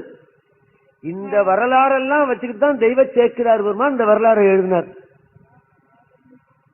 ஐயா நடராஜ பெருமானுடைய அருள் இருந்து எழுதினார் என்பது ஒரு பக்கம், அதை நான் மறுக்கல. இந்த வரலாறையும் சாமி நிறைய பார்த்து வச்சிருக்கிறார் தெய்வ சேக்கிரார் பெருமான் அல்லவா? ஆமா, அதை நம்ம மறக்கவே கூடாது. தெய்வ சேக்கிரார் பெருமான் நமக்கு இந்த வரலாறு எழுதி வைக்கலன்னா நமக்கு கிடைக்காம போயிருக்கும். எந்த பதியத்தை எப்ப பாண்டாருன்னு யாருக்கும் தெரியாது. இப்ப மாணிக்க வாசகர் எந்த திருப்பதிங்க எங்க பாண்டாருன்னு யாருக்காவது தெரியவா என்ன? ஒருதும் தெரியாமல போயிடுத. ஆமா, இவன் ஒண்ணு எழுதிக்கிறான், அவன் ஒண்ணு எழுதிக்கிறான். ஒருத்தன் சிவபுராணம் முன்னே பாடவே கூடாதுன்னு எழுதிவிட்டாரு ஆசா இல்லையா? ஆமா, அதனால தெய்வ சேக்கிரார் பெருமான் அடிச்சு நிமித்து போயிட்டாரு. அது எவனும் அந்த அந்த தப்புன்னு சொல்லவே முடியல. அத ஆக என்ன சொல்றார்? எச்சே ஒரு கங்கிலன் நின்னையல்லால் நெல்வாயில் அறத்துறை நின்னலனே மற்றோர் பச்சிலன் என்றருமான் பண்டார் குடலாள் மங்கை பங்கினனே அச்சார் பிறவிக்கடல் நீந்தி ஏறி அடியேன் உய்யப் போவதோர் சூழல் சொல்லே.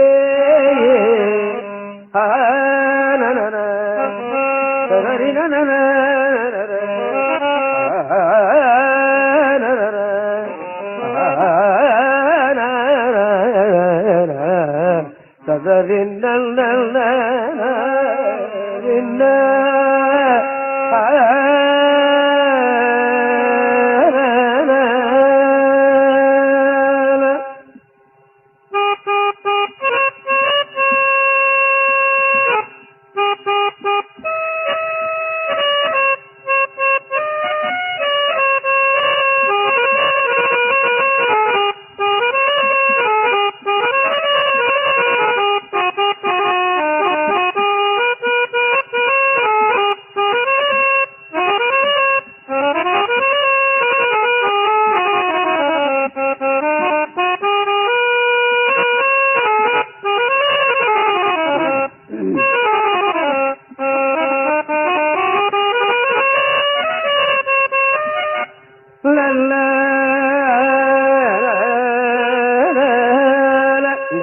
வர்ற கருத்து ஒரு கண் இவருக்கு இல்லை என்பது தெளிவு. இரண்டாவது, நான் இந்த பிறவிக்கடலிலிருந்து நீந்தி கரையேறுவதற்கு எனக்கு ஒரு வழி சொல் அல்லவா? நம்ம கோயிலுக்கு போய் என்ன கேட்டோம்? நிறைய செல்வம் வேணும், நிறைய படிப்பு வேணும், மாட மாளிகை வேணும், கூட கோபுரம் வேணும் அப்படின்னு தான் கேட்டோமே தவிர இந்த பிறவியிலிருந்து கரை சேருவதற்கு எனக்கு என்ன வழி அப்படின்னு நம்ம கேட்டோமா? இன்னொரு பிறவிய வேணா நாம கேட்டிருப்போம். நல்லா சௌக்கியமா இருக்கிற மாதிரி ஒரு பிறவி. பாண்டிச்சேரி செட்டியாராது? நான் கூட பாண்டிச்சேரி தான் போறேன். இப்போ இல்ல வர போறீங்களா, நீங்க எங்கேயா போறீங்களா அப்படி கேட்கிறார் அல்லவா? இப்படியே இந்த ஒரு கண் இல்லாத நிலையிலேயும் திருவாவடுதுறை அப்படின்னு ஒரு கஷேத்திரம் உங்களுக்கு தெரியுமா? உங்களுக்கு தெரியும், கும்பகோணத்துக்கு அருகாமல் இருக்கு. அந்த ஊர்ல திருஞான சம்பந்தருக்கு ஒரு அற்புதமான நிகழ்ச்சி நடந்தது. நான் முன்னையே ஒரு தடவை சொல்லியிருக்கிறேன், 2 ஆண்டுகளுக்கு முந்தி சொன்னது. இத கொஞ்சம் இப்ப ரெனியூவல் பண்ணிக்கும். திருஞான சம்பந்தர் திருவாவடுதுறையில தங்கியிருந்தார், எழுந்தருளி இருந்தார்கள். திருஞான சம்பந்தருடைய தந்தையார் பேர் சிவபாத ஹிருதயர்னு உங்களுக்கு நினைவு இருக்கும் அல்லவா? ஆமா. திருஞான சம்பந்தருடைய தாயார் பேரு பகவதி அம்மையார். திருஞான சம்பந்தர் ஆண்டவன் அருளை பெற்றவர். 3 வயசுல ஆண்டவன் அருளை பெற்றார். 16 வயசுல ஆண்டவனோடு சேர்ந்துட்டார். இந்த 13 வயசு குலத்துலதான் 1,60,000 பதியம் பாடினார் என்று வரலாறு. ஒரு பதியத்துக்கு 10 பாட்டு 11 பாட்டு.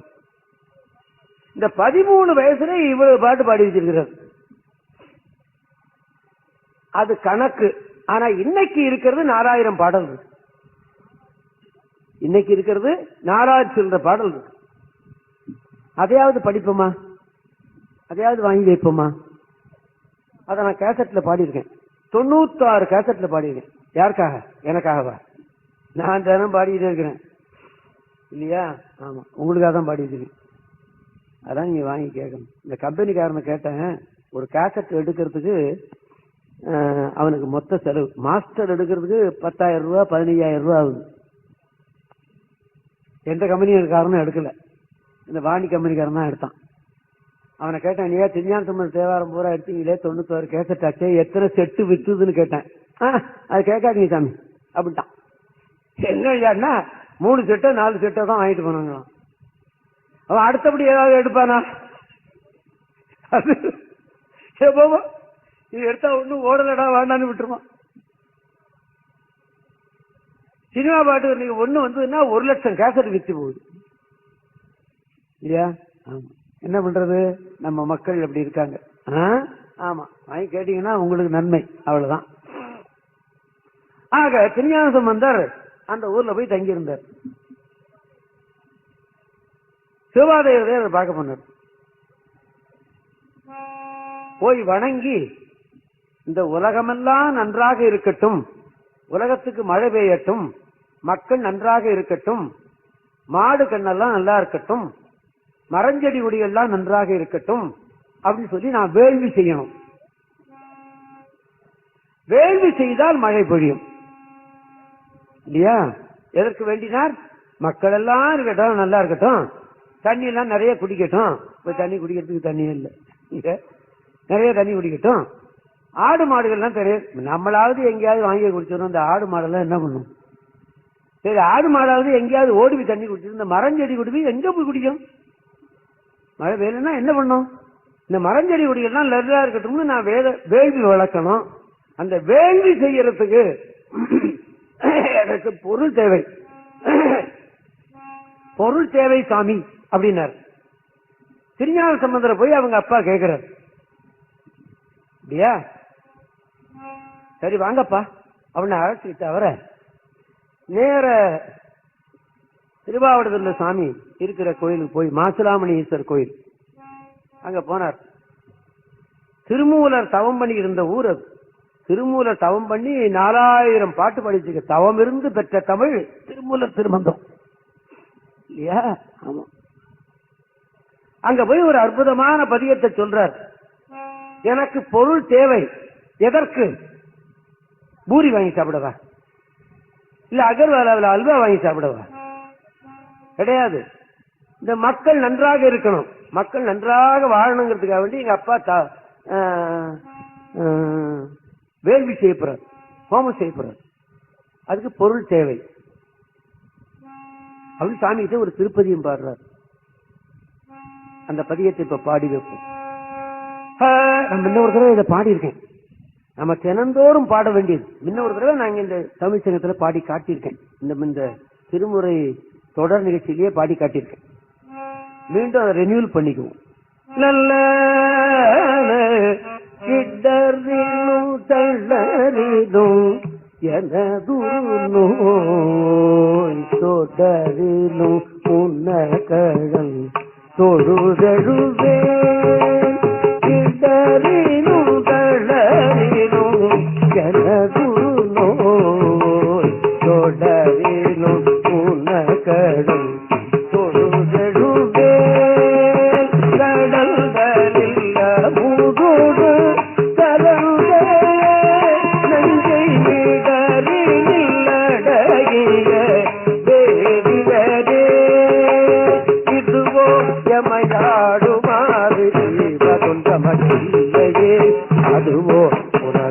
இன்னருள் ஆவடு துறை அரணே இதுவோ எமை ஆளுமார் ஜீவதுந்தமையில்லையே அதுவோ புனருள் ஆவடு துறை ஹரனே அப்படின்னு ஒரு பதியம் பாட்டார்.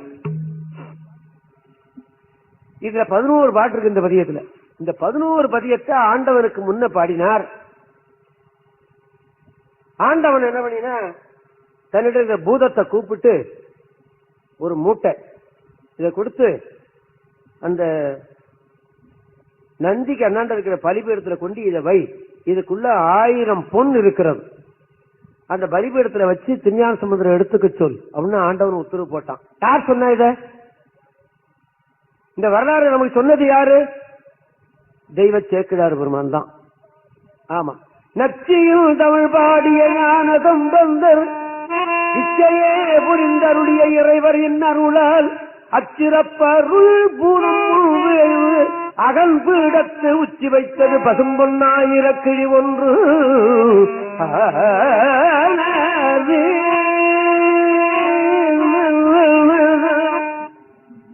அப்படின்னு சொல்றார் திருஞான சம்பந்தர். இந்த திருப்பதியம் 11 பாட்டையும் தினந்தோறும் ஒருவன் ஓதிக்கொண்டு இருந்தால் அவனுக்கு வறுமை இருக்காது. ஆமா, எது?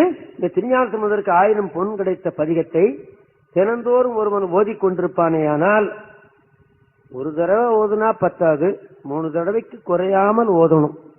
ஆமா, ஓதினால் அவனுக்கு வறுமையே இருக்காது. அவங்க மடியில எப்ப பார்த்தாலும் காசு இருந்துகிட்டே இருக்கும். ஆமா, உனக்கு கிடைக்குதான்னு கேக்குறீங்களா? ஆமா, எனக்கு வயசு 79. நான் கடன் பத்திரத்திலேயே கைத்து போட்டது இல்லை. எனக்கு ஏன்னா ஒரு 1000 ரூபாய் கொடுன்னு யாரையும் கேட்டதே இல்லை, கிடையாது. இனிமே நான் கேட்க போறதும் கிடையாது. அப்ப நீ கோடீஸ்வரன் ஆயிட்டேன் கிடையாது, அதுவும் கிடையாது. என் குடும்பத்தை காப்பாத்துக்கிற அளவுக்கு அவன் கொடுக்கான், அதுக்கு அபரிமிதமா கொடுத்துட்டான்னா பெரிய உபத்திரம் இல்லையா?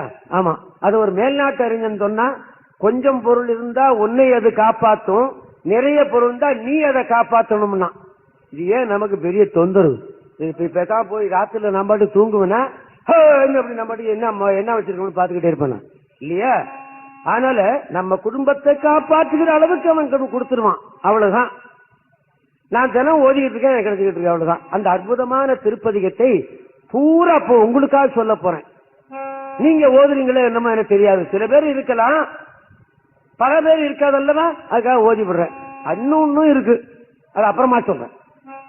நல்ல வாடினும் சாவினும் வருந்தினும் போய் வீடினும் உனகடல் விடுவே நல்லே காதிலும் தடம் முல தயங்கு தண்ணி போழில மதிவைத்த புண்ணியனே இதுவோ இவையாது மாறி இவதொந்த மக்கில்லையே அதுவோ உனது இன்னருள் ஆவடு துறையரனே நனவினும் கனவினும் நம்பா உன்னை மனவினும் வழிவிடல் மரவே நம்மா புனல் விரி நறுங்கொன்றை போதனிந்த கனலறி அனல் புல்கு கையவனே இதுவோ மேலுமாறி இவதொந்த மக்கில்லையே அதுவோ உனது இன்னருள் ஆவடு துறையரனே தும்மலோடந்து தோன்றடினும் அம்மனடியெல்லாம் அலற்றாது என்ன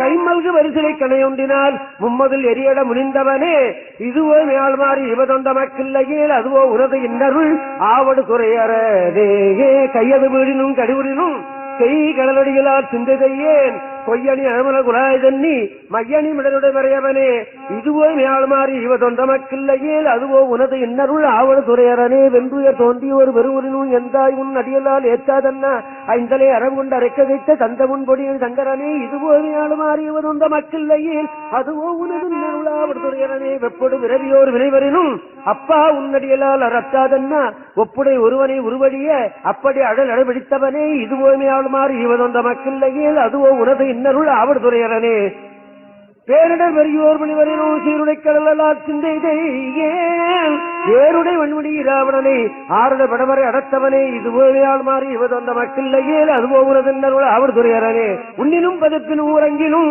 நின் ஒன்மனடியலால் உரையாது என்ன கண்ணனும் கடிகமிழ்தாவரை மேல் அண்ணனும் அளப்பரிதாயவனே இதுவோவையால் மாறி இவதொந்த மக்கில்லையே அதுவோ உனது இன்னருள் ஆவடு துறையரனே பித்தொடு மயங்கி ஓர் மணிவரினும் அத்தா உன்னடியலால் அறத்தாதன்னா புத்தரும் தமணரும் புறனுரைக்க பத்தர்கட்கள் செய்து வைந்தவனே இதுவோ யாழ் மாறி இவதொந்த மக்கில்லையே அதுவோ உனது இன்னருள் ஆவடு துறையரனே அரை புனலாவடு துறையமர்ந்த இளைஞனை ஏற்பட எம்மறையை நலம் மிகு ஞான சம்பந்தன் சொன்ன விலையுடைய அருந்தமிழ் மாறைவல்லார் வினையாய் விலையுடைய அருந்தமிழ் மாறைவல்லார் வினையாயின நீங்கி போய் அலைவுணராவல் துறை அமர்ந்த இளைஞனை ஏற்பட எம்மறையை நலம் மிகு ஞான சம்பந்தன் சொன்ன விலையுடைய அருந்தமிழ் மாறைவல்லார் வினையாயின நீங்கி போய் விண்ணவர் வேணுலகம் நிலையாக முன்னேறுவர் நிலைமிசை நிலையிலதே.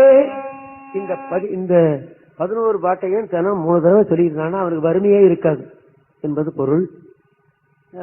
நான் தினந்தோறும் சொல்லிட்டு இருக்கிறேன். நான் யார்கிட்டையும் கடன் வாங்கலன்னு நான் சொல்லிவிட்டேன், மறுபடியும் சொல்ல மாட்டேன். இந்த தெய்வ சேக்கிழார் பெருமான் கோயில் பெரிய புராணம்னு ஒரு அற்புதமான புராணத்தை எழுதி வைத்த பெருமான் கோயில் குன்றத்தூர்ல 2 இருக்கு.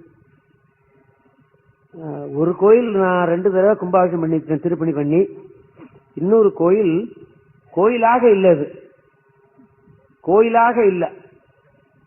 கோயில்னா என்ன இருக்கணும், இப்படி ஒரு கட்டடம் இருக்கும், அந்த கட்டடத்து மேல விமானம் இருக்கும், அந்த கட்டடத்துக்கு முன்னாடி அந்தாண்டி அடுத்தபடி ஒரு மண்டபம் இருக்கணும். இந்த அடுத்தபடி இருக்கிற மண்டபத்துக்கு பேர் தான் அர்த்த மண்டபம்னு பேரு. அப்படி மண்டபம் இல்லை, ஒரு ஷெட் இருக்கு, அந்த ஆஸ்பெக்டர் ஷெட் இருக்கு. என்ன சொன்னேன், இந்த கோயிலுக்கு மேல விமானம் இல்லை, அந்தாண்டு இருக்கிற மண்டபம் இல்லை. இந்த மண்டபம் போட்டு இந்த மேல இந்த விமானம் கட்டி சின்ன கோயில் தான். அதாவது 5 அடிக்கு 5 அடிக்கு 10ன்னு நினைக்கிறேன், 5 அடிக்கு அகலம் 10 அடி நீட்டத்துக்குன்னு நினைக்கிறேன். சின்னதுதான். இதை செய்யறதுக்கே 1 லட்சம் ரூபா ஆகுதியா? கடவுளே கடவுளே. இந்த தட்டு தூக்குறால அவளுக்கு ஒரு நாளைக்கு 100 ரூபா கூலி கேட்கிறா. மாசம் போறதுக்கு 3000 ரூபாய் கிடைக்கும். நம்ம அந்த தொழிலுக்கு போனா கூட தேவையில்ல போது தோணுது. நான் 11 வருடம் தேவாரம் பாடிவிட்டு நான் 2 மணி நேரம் பாடினா 100 ரூபா வாங்கிக்கிறியா 200 ரூபா வாங்கிக்கிறான்னு கேட்கறாங்க. ஓடு கத்திவிட்டு என் வயிறெல்லாம் புண்ணா போனா 100 ரூபா கொடுக்கணுமா 200 ரூபா கொடுக்குறாங்க. பேசாம தட்டு தூக்குறதுக்கே போகலாம் போது. அந்த கோயில் திருப்பணி பண்றேன்னு ஹெச்ஆர்டி போர்டில் பர்மிஷன் வாங்கிட்டேன். என் கையில ஒரு இப்ப நண்பர்கள்லாம் சேர்ந்து ஒரு அம்மா 21,000 ரூபா கொடுத்தா. நான் போய் அந்த அம்மா அந்த கோயில் திருப்பணி பண்ண போறேன்னு கேட்டேன். நான் நினைச்சேன் ஏதோ சும்மா 100-200 ரூபா கொடுப்பா அந்த அம்மான்னு நினைச்சேன். செக்கு போட்டு 21,000 ரூபாய். கடவுளை கடவுள், இதை தூக்கி வாரி போட்டுருக்கு. வேண்டாம், என் கூடவே வாங்க, செக்கை நீங்க கேஷ் பண்றதுக்கு கஷ்டப்பட வேண்டாம், நான் வந்து கேஷ் பண்ணி கையில் கொடுத்துருக்கேன். அப்படி எல்லாமே சேர்த்து ஒரு 75,000 ரூபாய் சேர்ந்து போச்சு. இன்னும் கொஞ்சம் சேரணும், பாக்கி இருக்கு. செய்து விடுவேன். நான் ஒரு காரியத்துக்கு போக மாட்டேன், போனா விட மாட்டேன். ஆமா, நான் விடுற வழக்கமே கிடையாது.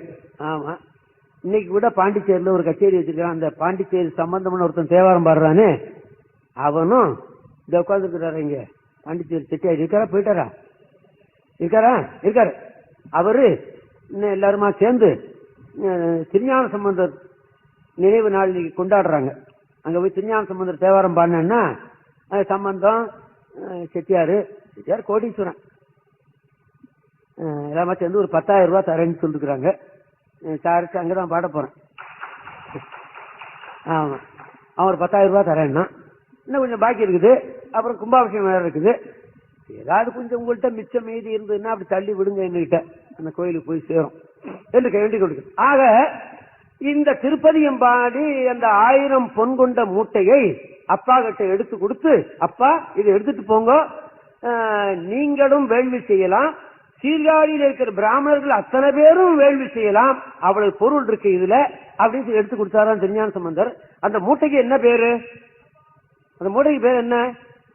உலவா கிழின்னு பேரு. அப்படின்னா என்ன அர்த்தம்? கிழினா மூட்டை, உலவான்னா கெடாத மூட்டைன்னு அர்த்தம். கெடாத மூட்டை திருட்டு போகாதுன்னு அர்த்தம் இல்ல. எடுக்க எடுக்க எடுக்க குறைவில்லாம வரும். இப்ப 1000 பொண்ணுல 10 எடுத்துட்டு வச்சா பாக்கி 990 தானே இருக்கணும். நாளைக்கு எடுத்தா 1000 இருக்கும். அதுல கடவுளே அப்படி ஒரு மூட்டையாம். அந்த மாதிரி கிடைக்கும்னு வரலாறு நமக்கு சொல்றது. அற்புதமான திருப்பதியம்.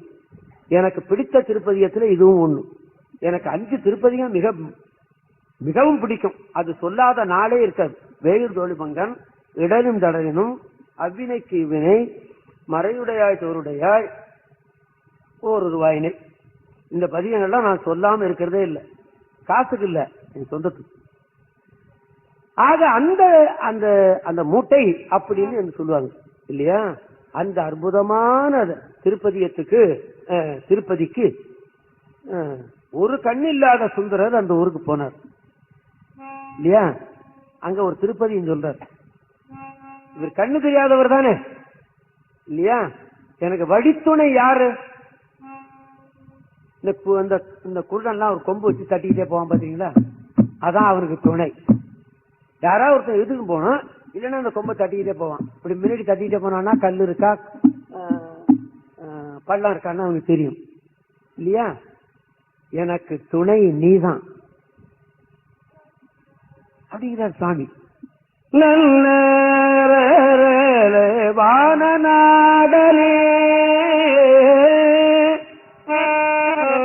வழித்துணை மருந்தே மாசிலாமணியே மறைப்பொருளே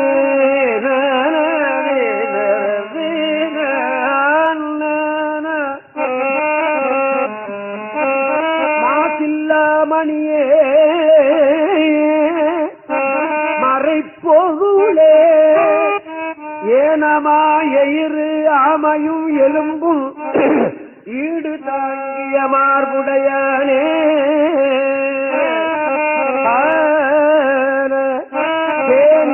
பால் தயிர் ஆட்டுகந்தானே தேவனே திரு ஆவடு துறையுள்ளானையே என்னை அஞ்சலன்று அருளாய் ஆர் எனக்கு உறவு அமரர்கள் ஏறே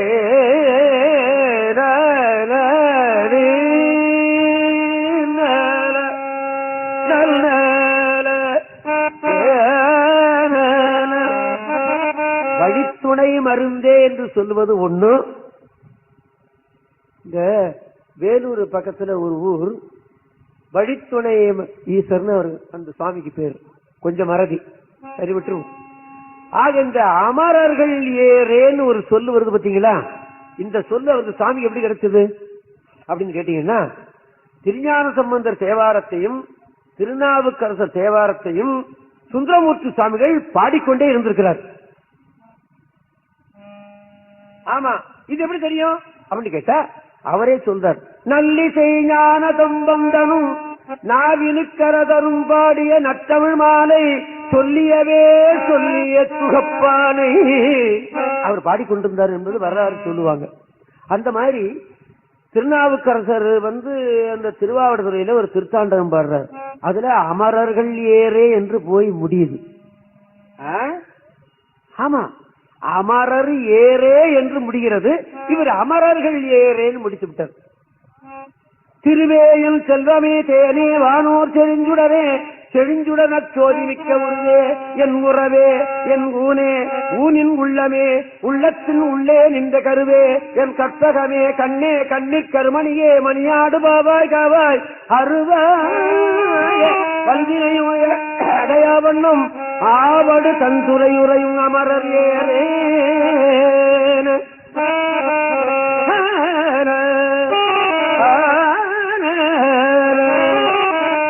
இந்த திருப்பாடல் எங்க தகப்பனார்ட்ட சொல்லிக்கிட்டேனா,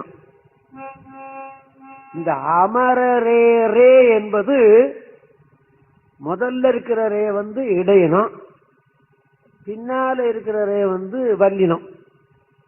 எனக்கு வயசு 10, அவருக்கு வயசு 70. அவருக்கு இலக்கணம் தெரியாது, எனக்கும் தெரியாது, அவருக்கும் தெரியாது இல்லையா. அவர் ஆனா இந்த சின்ன ரேய மெதுவாகவும் பின்னால் இருக்கிறதுக்கு அழுத்தமாகவும் சொல்லணுங்கிறத மாத்திரம் தெரிஞ்சுக்கிட்டு இருக்கிறாரு இல்லையா. அமரரே ரே அப்படின்னு அவர் சொல்றாரு.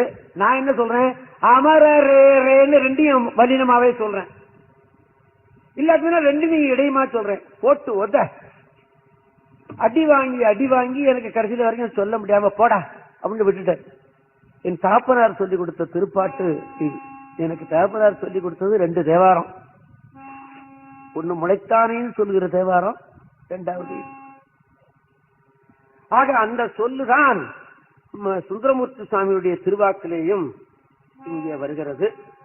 அப்புறம் திருவாவடுதுறையை விட்டு வணங்கி விட்டு திருத்துருத்தி என்று ஒரு ஊர்.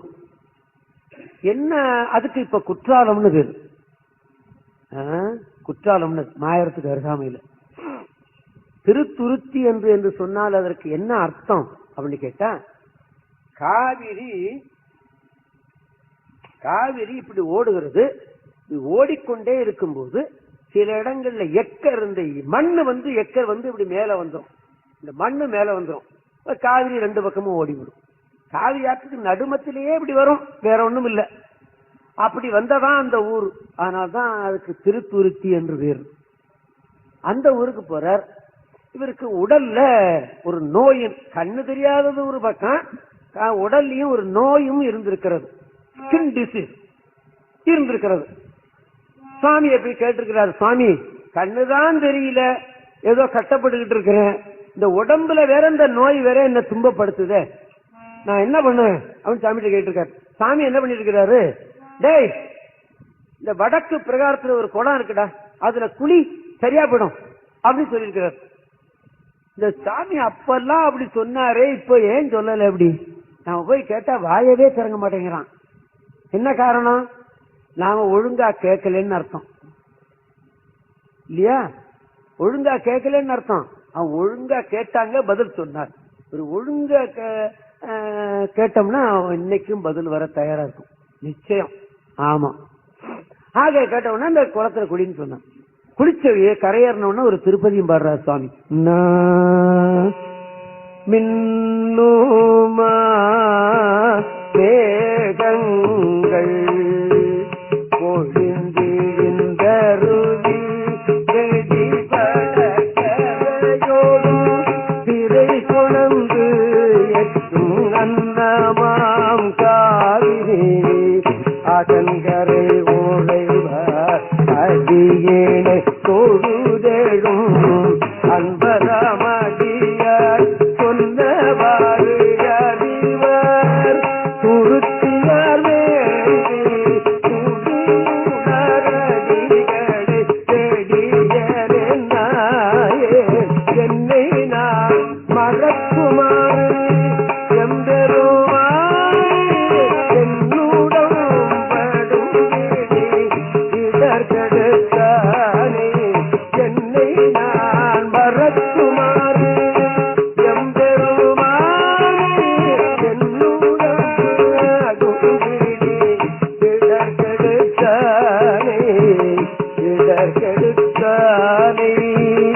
என்னுடம்படும் பிடி இடர்கெடுத்தானே, என்னுடம்படும் பிடி இடர்கெடுத்தானே.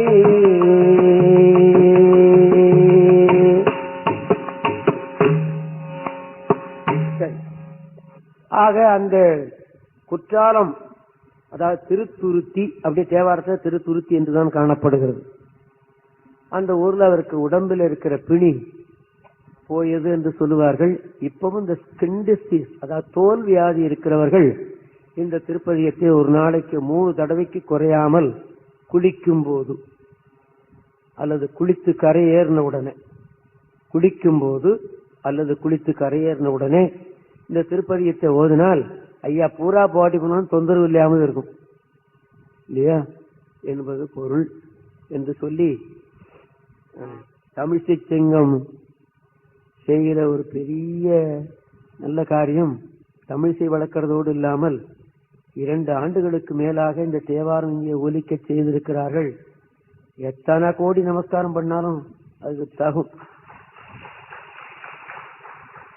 அதற்கு உறுதுணையாக இருப்பவர்கள்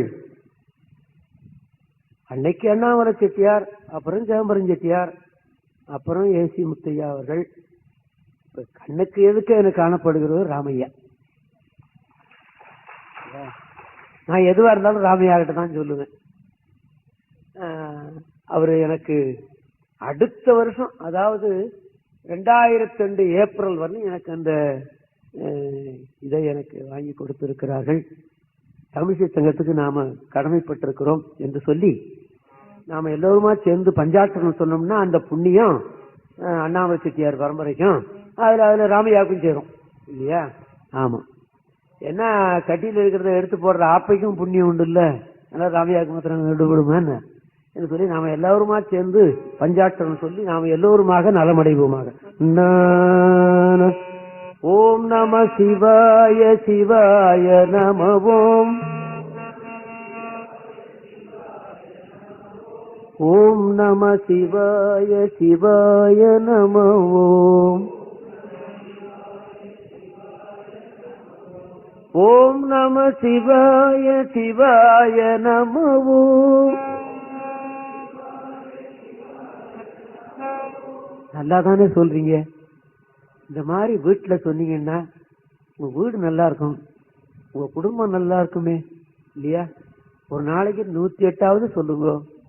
இல்லாட்டினா சீக்கிரமா கூட சொல்லலாம், விரைவாக கூட சொல்லலாம், சந்தர்ப்பம் வரும்போதெல்லாம் சொல்லலாம், குளிக்காததுக்கு முந்தி சொல்லலாம், ராத்திரி தூக்கம் முடிச்சுக்கிட்டதுக்கு அப்புறமா சொல்லலாம். அதுக்கு நேரம் இடம் கிடையாது. நெருப்பு எப்ப தொட்டாலும் சுடும், குளிச்சுட்டு தொட்டாலும் சுடும், குளிக்காம தொட்டாலும் சுடும், ராத்திரி ஆனாலும் சுடும், பகலானாலும் சுடும். இல்ல நான் ராத்திரில சுட மாட்டேன்னு சொல்லுது அந்த நெருப்பு கிடையாது பாருங்க இல்லையா? அப்படி எப்ப வேணுமானாலும் இடைவெளி கிடைத்த போதெல்லாம் நினைத்த போதெல்லாம் சொல்லிவிட்டீர்களானால் உங்களுக்கும் உங்களுடைய குடும்பத்துக்கும் நன்மை. ஓம் நம சிவாய சிவாய நம ஓம். ஓம் நம சிவாய சிவாய நம ஓம். ஓம் நம சிவாய சிவாய நம ஓம். ஓம் நம சிவாய சிவாய நம ஓம். ஓம் நம சிவாய சிவாய நம ஓம். சிவாய நம ஓம். சிவாய நம ஓம். சிவாய நம ஓம். சிவாய நம ஓம். சிவாய நம ஓம். சிவாய நம ஓம். சிவாய நம ஓம். சிவாய நம ஓம். சிவாய நம ஓம். நம பார்வதி